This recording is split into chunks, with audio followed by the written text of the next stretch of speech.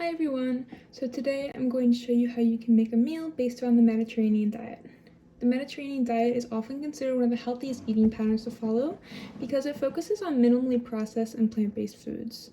It also separates food groups into several categories based on intake, with high, moderate, and low intakes. So fruits, vegetables, whole grains, nuts, legumes, and extra virgin olive oil can all be consumed several times a day. Your fish, seafood, poultry, eggs, and your dairies like your yogurt and cheese can be consumed several times a week. And sweets with added sugar and honey, as well as red meat, can be consumed several times a month. The Mediterranean diet has been found to reduce the risk of several diseases like cardiovascular disease, type 2 diabetes, obesity, non-alcoholic fatty liver disease, and rheumatoid arthritis, amongst others. It's also important to note that the Mediterranean diet is naturally low in sodium, and it also has minimal amounts of added sugars, processed foods built into the intakes, as well as saturated fats, so that also contributes to the benefits of overall health. Today I'm going to be making a Mediterranean-style bowl with some lettuce, some quinoa, cucumbers and tomatoes, beans, olives, walnuts, and an extra virgin olive oil and lemon dressing. So first I have some shredded lettuce here. I just shredded this bite size, and I also chopped up some cucumber and some tomatoes, about the same size, just for bite. These are going to provide some fiber and phytochemicals that you can't really find in other types of food groups. It's also going to provide some vitamin C and several B vitamins, as well as minerals like chloride and potassium.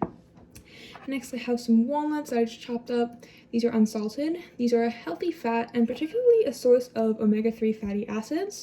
These help to lower cholesterol and your triglycerides, your blood pressure, and lowers the overall risk for cardiovascular disease and certain cancers.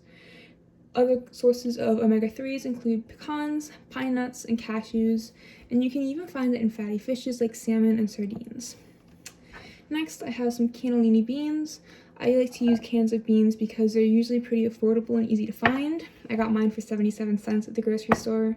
They are also going to provide some fiber and some protein, with 4 grams of fiber and about 7 grams of protein. Next, I have some green olives that I chopped up a little bit. These are also going to provide some healthy fat, but they're also going to provide some flavor and a little bit of salt to the dish. I'm not really adding much salt anywhere else, so this is going to provide a little bit extra, and it's still going to stay relatively low in sodium because all of the other ingredients are pretty low sodium. Next, I made my dressing. I just combined garlic, black pepper, lemon juice, salt, and extra virgin olive oil into a container with a lid.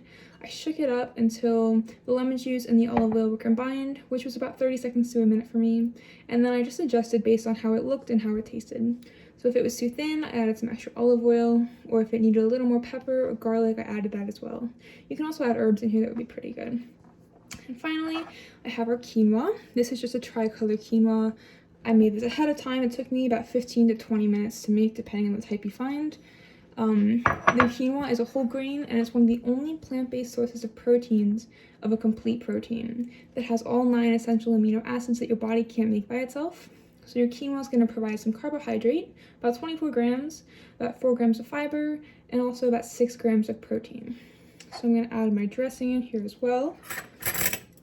The great thing about this is that many of the ingredients are pretty low sodium, like the vegetables, the quinoa, and the beans. The only really source of sodium we have in here are the olives, because even the nuts are unsalted. There's also very little saturated fat, only about 2 grams of saturated fat, and there's almost no added sugar either. You're also going to get a range of micronutrients like vitamin C, vitamin E, and several B vitamins. And you're going to get minerals like chloride, sodium, potassium, and magnesium. This is also a really customizable recipe as well, so you can add in some fruit if you want a little bit of sweetness, like some cherries or apples. You can add some meat like seafood, salmon, or chicken if you want a little bit of animal-based protein. You can add in dairies like yogurt-based dressings or cheeses if you want some dairy, and you can change up your vegetables. You can add peppers or onions or whatever you like. Overall, this dish has about 20 grams of protein, 14 grams of fiber, and about 500 calories per serving. This is what it looks like. So hopefully it should be pretty satiating and satisfying as well. Thank you for watching, and I hope you enjoyed this recipe and found out a little bit more about the Mediterranean diet and how you can follow it.